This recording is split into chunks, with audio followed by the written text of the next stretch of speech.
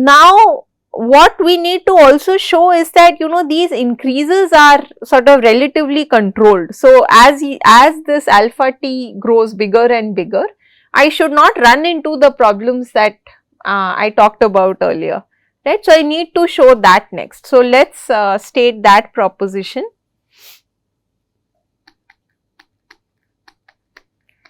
So here the proposition is that for any t,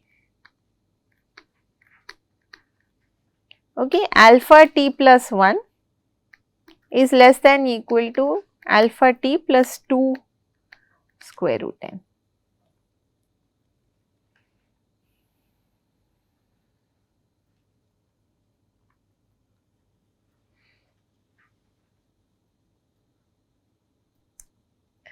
So we will see how to use this.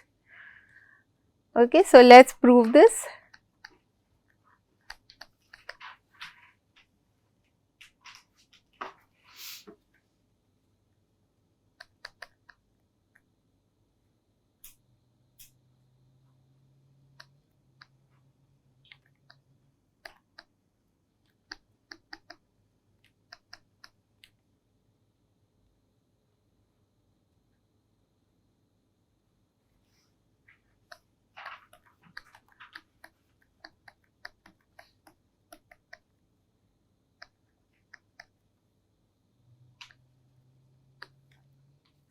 So this is just rewriting what we had before.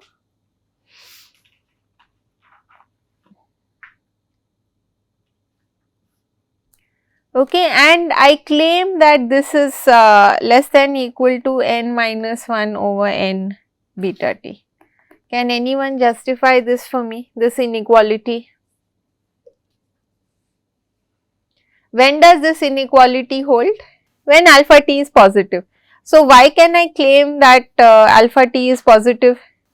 Okay, so fine. So yes, so alpha t is positive, so therefore I can make this claim. Okay, so fine. So far so good. Now we also know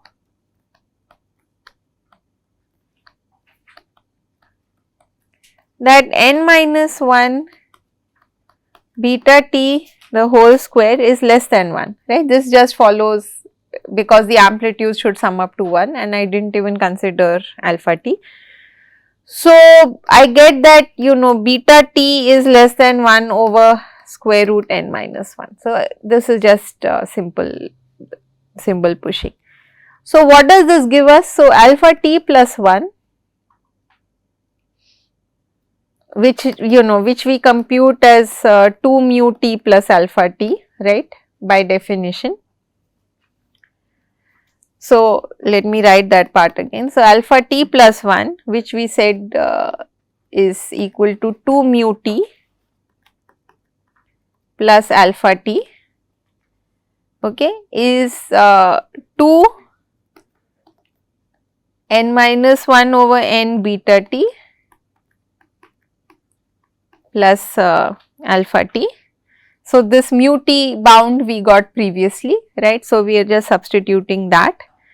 And now good, now we'll use the bound on beta t that we have, right. So we'll get 2 n minus 1 over n, 1 over square root n minus 1 plus alpha t. So I'm just using those simple bounds that we derived before. Yeah, any questions?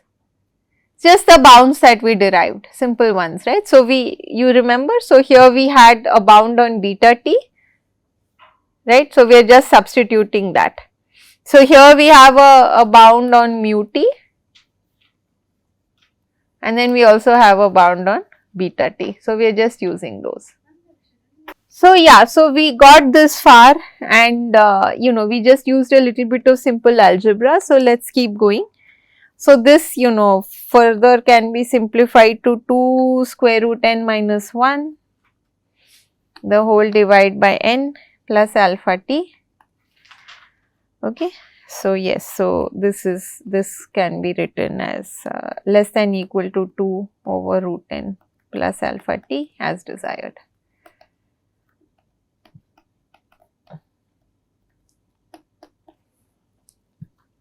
So we proved these two bounds. Okay, so we showed with the first proposition, we showed that as long as alpha t is bounded above by half, I will make progress with at least steps of 1 over square root n. And the second proposition showed that alpha t plus 1 is always going to be bounded above by alpha t plus 2 over root 2n. So this will actually suffice for us to conclude the proof. Okay, so let's do that. So using this, we'll pick a constant and we'll show that we'll get alpha t to be at least that constant after sufficient number of steps at some t. Okay, so so now we show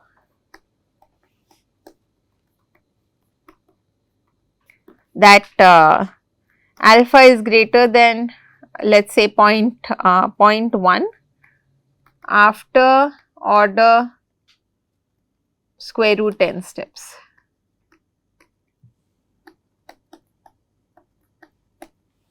Okay, so we will show this. So first I claim that if n is less than 16, then alpha t is 1 over square root n, which is greater than equal to 0.25. Can anyone tell the class why this is? Okay, you can check it later. So you can check this. Okay, good. Now if n is greater than equal to 16, as long as t is greater than square root n over 8,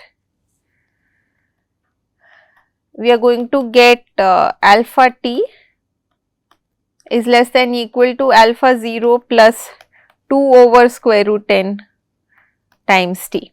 Can you tell me why we get this?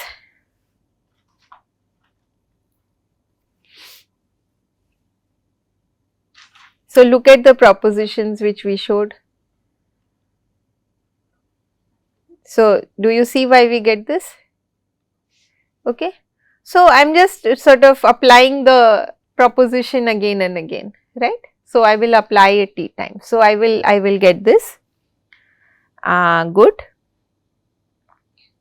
So this is less than equal to alpha 0 plus 2 over root n over 8, right. So this is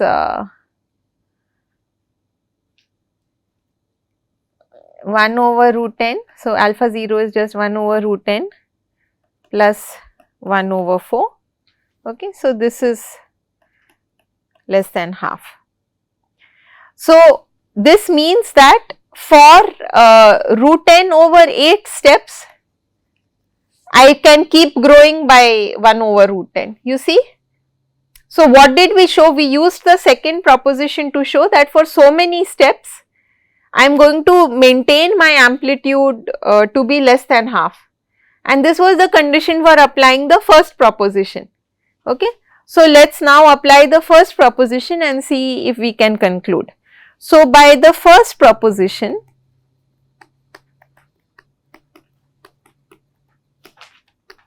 for root n over 8 steps, I can get alpha root n over 8 greater than equal to root n over 8 1 over root n, right, which is 1 over 8, which is greater than 0.1. So the step size is 1 over root n, and I am doing this root n over 8 times. If you want, you can look again at this argument we made previously. So here what we showed in this part is that if my number of steps are upper bounded by root n over 8, then I computed that my alpha t will be upper bounded by half. And this was the condition that I needed to apply the first proposition. Remember, we said that if the alpha t is less than half, right, then in each step for how many ever steps the alpha t remains less than half, I make a good increase of 1 over root n in each step. Okay. So, that means now that we showed that for root n over 8 steps it remains upper bounded by half. So, that means that for root n over 8 steps I will increase by 1 over root n in every iteration, right. So, that means the total increase is how much? 1 over root n times root n over 8, which is 1 over 8, which is fine. I mean, it is some constant. So, yes, I mean, as usual you can amplify this probability. So, note that, look, if this is the alpha, then the probability of getting x star is only square of this, right?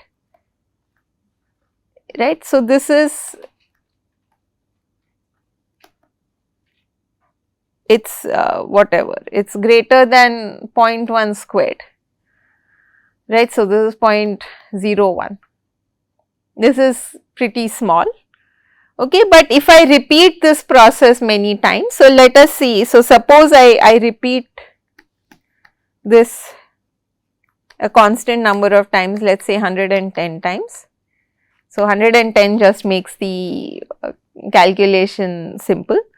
So, then the probability that one answer is x star, right, is the probability that 1 minus the probability that of not x star, right. So, this is greater than equal to 1 minus 0.99 to the 110. So, 110 is simply chosen because this gives you 2/3.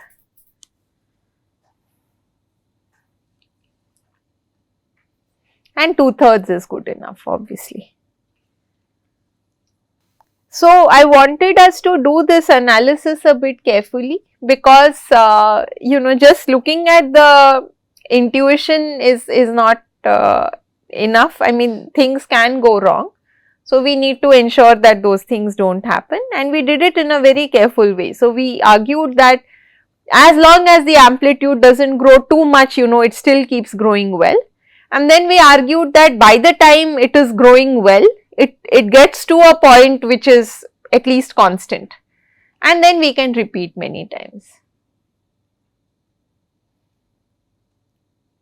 So, once again the quadratic speed up offered by Grover's algorithm is very important, right. So, because remember, I mean, you only shaved off a factor half, but this half is in the exponent, right. So, this is a huge speed up, and if I apply this to cryptography, as I already said before, I mean, this question is so general, right, this unstructured search in a database, this question is so general.